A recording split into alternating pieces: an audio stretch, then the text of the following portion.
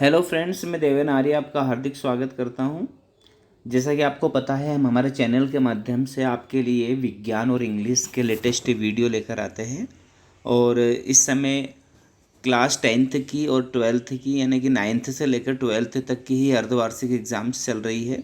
और जैसा कि आपको सिलेबस में बताया गया है कि विज्ञान का जो पेपर है ना, 10th क्लास का, वो सैटरडे को यानी कि शनिवार के दिन होने वाला है। और उसमें सिलेबस जो दिया गया है वो जो है अध्याय 1 से लेकर अध्याय 5 तक ही उसमें से क्वेश्चन आएंगे। तो आज का जो हमारा वीडियो है वो बेहद इम्पोर्टेंट है, क्योंकि आज के वीडियो में हम करने वाले हैं, है ना, साइंस कक्षा 10 का जो प्रश्न बैंक है उसके ऑब्जेक्टिव टाइप क्वेश्चंस। और आज का जो वीडियो है हमारा है वो अध्याय 1 के ऑब्जेक्टिव टाइप क्वेश्चंस के संबंध में है।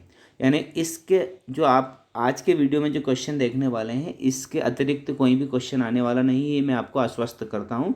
क्योंकि सारे ऑब्जेक्टिव टाइप क्वेश्चन जो है हमने प्रश्न बैंक से ही लिए हैं, और माध्यमिक शिक्षा मंडल मध्य प्रदेश भोपाल द्वारा हमको ये प्रोवाइड किया गया है। और इसके सॉल्यूशन अब हम देखने वाले हैं, तो इसको आप एंड तक देखिए और पूरे जो है अपने आप को आश्वस्त करके देखिए कि ये जो क्वेश्चन आप कर रहे हैं इन्हीं में से ही आपको क्वेश्चंस आने वाले हैं। तो बिना देर किए स्टार्ट करते हैं। और आप यदि मेरे चैनल पर नए हैं तो प्लीज़ जल्दी से सब्सक्राइब कीजिए, ताकि आपको सारे वीडियो आसानी से उपलब्ध हो सके। बेल आइकॉन दबाइए ताकि आपको अपडेट्स मिलती रहे और आप एग्ज़ाम की अच्छे से तैयारी कर सके, 90+ मार्क्स ला सके। ठीक है, तो चलिए बढ़ते हैं आगे। क्वेश्चन फर्स्ट है हमारा। क्वेश्चन फर्स्ट क्या बोलता है, निम्न में से, है ना, निम्न में से कौन सा भौतिक परिवर्तन नहीं है। ठीक है, 4 ऑप्शन है आपके पास। भौतिक परिवर्तन, रासायनिक परिवर्तन के बारे में आपने पढ़ा है। भौतिक परिवर्तन यानी कि जिसको हम वापस पुनः प्राप्त कर सकते हैं, और रासायनिक परिवर्तन यानी जिसको वापस पुनः प्राप्त नहीं किया जा सकता है। तो यहाँ पर एलपीजी का दहन, ठीक है, ये भौतिक परिवर्तन नहीं है, क्योंकि एक बार यदि एलपीजी जल गई तो उसको आप वापस नहीं ला सकते। ठीक है, आगे बढ़ते हैं। क्वेश्चन सेकेंड है हमारा। सेकेंड क्वेश्चन में हम करेंगे, जल का विद्युत अपघटन एक अपघटन अभिक्रिया है, हाइड्रोजन एवं ऑक्सीजन के निकलने में मोल अनुपात होगा। तो हाइड्रोजन और ऑक्सीजन का जो अनुपात निकलता है वो निकलता है 2:1। ठीक है, विद्युत अपघटन जब हम जल का करते हैं तो इसमें जो है 2:1 में हाइड्रोजन और ऑक्सीजन निकलती है। हाइड्रोजन 2 के अनुपात में निकलती है और ऑक्सीजन 1 के अनुपात में। चलिए आगे बढ़ते हैं। क्वेश्चन है हमारा थर्ड। क्वेश्चन थर्ड बोलता है हमसे कि निम्न में से कौन सा कथन सत्य है ना। आपको 4 ऑप्शन दिए हैं। कौन सा कथन सत्य है कि देर समय तक सिल्वर क्लोराइड को सूर्य के प्रकाश में रखने पर वो काला पड़ जाता है। क्योंकि क्या होता है कि इसके कारण वह काला पड़ जाता है सिल्वर क्लोराइड? इसलिए काला पड़ जाता है क्योंकि सिल्वर क्लोराइड से क्लोरीन गैस निकल जाती है, इसलिए जो है वह काला पड़ जाता है। आगे बढ़ते हैं। क्वेश्चन 4 है हमारे पास। Question 4, barium chloride, very important question है। बेरियम क्लोराइड और अमोनियम सल्फेट से अभिक्रिया करके बेरियम सल्फेट और अमोनियम क्लोराइड बनाता है। ठीक है, तो निम्नलिखित में से कौन सा कथन अभिक्रिया के प्रकार को सही प्रकार प्रदर्शित करता है। यानी बेरियम जो है वो किसके साथ मिल रहा है, जो बेरियम है वह सल्फेट के साथ में मिल रहा है, और जो क्लोराइड है वो अमोनिया के साथ मिल रहा है। तो दोनों क्या कर रहे हैं, है ना, इसमें क्या हो रहा है, विस्थापन हो रहा है ना, कि बेरियम क्या बन गया, बेरियम सल्फेट बन गया और अमोनियम क्लोराइड बन गया। तो इसको हम कौन सी क्रिया कहेंगे, कौन सी अभिक्रिया कहेंगे, इसको हम विस्थापन अभिक्रिया कहेंगे। ठीक है, आगे बढ़ते हैं। प्रश्न 5वां है हमारा, निम्नलिखित में से कौन सी ऊष्माक्षेपी अभिक्रिया है। ऊष्माक्षेपी और ऊष्माशोषी 2 प्रकार की अभिक्रिया होती है। ऊष्माशोषी अभिक्रिया में ऊष्मा जो है वो अवशोषित होती है, और ऊष्माक्षेपी में ऊष्मा बनती है। तो यहाँ पर जो है हमारा सही ऑप्शन कौन सा रहेगा, जल की बिना बुझे चूने से अभिक्रिया। ये कैसी अभिक्रिया रहेगी, ऊष्माक्षेपी, यानी इसमें ऊष्मा बढ़ेगी। ठीक है, आगे बढ़ते हैं। क्वेश्चन 6 है हमारे पास। क्वेश्चन 6 से बोलता है हमसे, क्या कहता है कि Fe2O3+2Al, ठीक है, यानी कि आयरन ऑक्साइड और एल्यूमिनियम, है ना, जब मिलते हैं तो एल्यूमिनियम ऑक्साइड बनता है ना, और आयरन विस्थापित हो जाता है। तो ये कौन सी अभिक्रिया रहेगी, ये भी कौन सी अभिक्रिया रहेगी, ये भी विस्थापन अभिक्रिया रहेगी। ठीक है, आगे बढ़ते हैं। वेरी इंपॉर्टेंट क्वेश्चन है। क्वेश्चन 7, H2 का योग तथा O2 का ह्रास कहलाता है। यानी हाइड्रोजन बढ़ना और ऑक्सीजन घटना, ठीक है, क्या कहलाता है, ये अपचयन अभिक्रिया कहलाता है। ठीक है, क्या कहते हैं उसे, अपचयन अभिक्रिया। ध्यान रखना, अपचयन और उपचयन 2 अभिक्रिया होती है। अपचयन में हाइड्रोजन बढ़ती है और उपचयन में ऑक्सीजन बढ़ती है। ठीक है, आगे बढ़ते हैं। क्वेश्चन 8 है हमारे पास में। क्वेश्चन 8 कहता है, जिन अभिक्रियाओं में ऊष्मा का अवशोषण होता है उन्हें कहते हैं। ऊष्मा का अवशोषण यानी कि ऊष्माशोषी, है ना, और ऊष्मा का बनना ऊष्माक्षेपी, तो है ना, अवशोषण होता है यानी कि ऊष्माशोषी।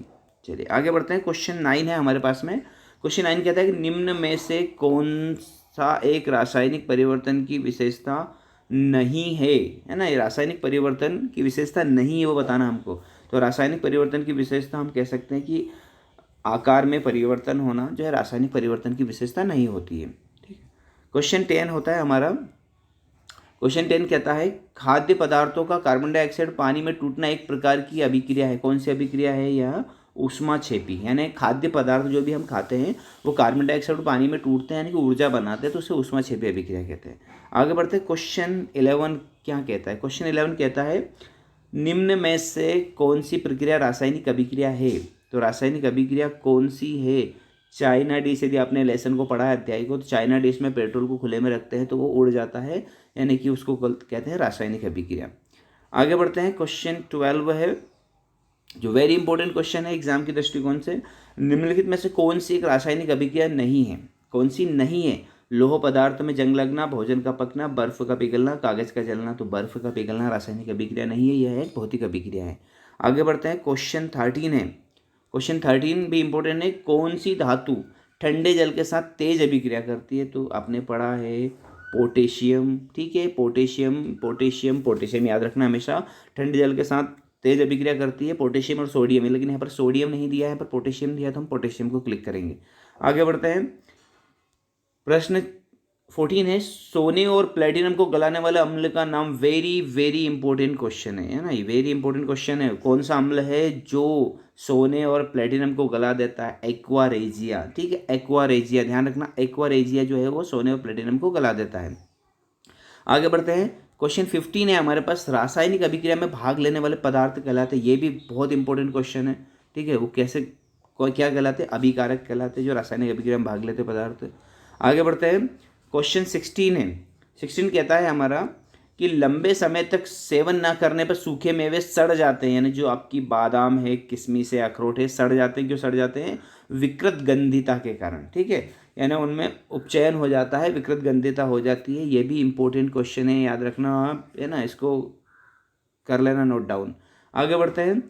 क्वेश्चन 17 है। 17 क्वेश्चन है कि निम्न में कौन सा एक संतुलित रासायनिक अभिक्रिया में उल्लेख नहीं है? संतुलित रासायनिक अभिक्रिया में किस चीज़ का उल्लेख नहीं होता है?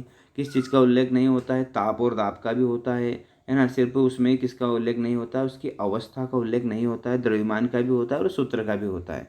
चलिए आगे बढ़ते हैं। क्वेश्चन 18 है वसायुक्त खाद्य पदार्थ विकृत गंधी हो जाते हैं। अभी हमने पढ़ा था विकृत गंधी हो जाते हैं। अब ये यहाँ पर थोड़ा सा मिसप्रिंट दिया है, ये इसका उपचयन आएगा और यहाँ पर अपचयन दे दिया है। ठीक है, तो यहाँ पर हम क्या करेंगे? इसको उपचयन पढ़ेंगे, है ना। हो सकता है एग्जाम में आपको सही प्रिंट मिल जाए, तो ये कहलाएगा उपचयन के कारण। ठीक है, और क्वेश्चन में बढ़ते हैं आगे। क्वेश्चन आपके पास में है क्वेश्चन, चलिए देखते हैं। क्वेश्चन है 19।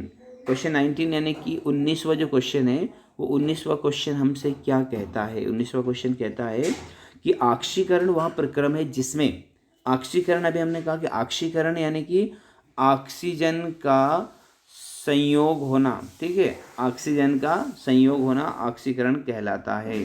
ओके, आगे बढ़ते हैं। हमारे पास में क्वेश्चन है, लास्ट क्वेश्चन है क्वेश्चन 20। प्रश्न क्रमांक 20 है। प्रश्न क्रमांक 20 हमसे कहता है कि उस गैस का नाम क्या है जो पाप ध्वनि से जलती है? तो उस गैस का नाम है hydrogen. Okay friends, I hope आपको सारे क्वेश्चंस क्लियर हो गए होंगे, सारे डाउट्स आपके क्लियर हो गए होंगे। हाफ ईयरली एग्जाम के लिए और ईयरली एग्जाम के लिए बेहद महत्वपूर्ण वीडियो हमारा ये। तो इस वीडियो को आप ज़्यादा से ज़्यादा लाइक कीजिए ताकि मैं ऐसे वीडियो आगे आपके लिए बना सकूं। इस वीडियो को शेयर कीजिए अपने दोस्तों के साथ ताकि उनको लाभ मिल सके, और चैनल को सब्सक्राइब करना ना भूलें, है ना, और बेल आइकॉन को दबा दीजिए। लाइक करना बेहद ज़रूरी है, इससे है ना हमको थोड़ा मोटिवेशन मिलता है और हम आगे ऐसे वीडियो बनाते हैं।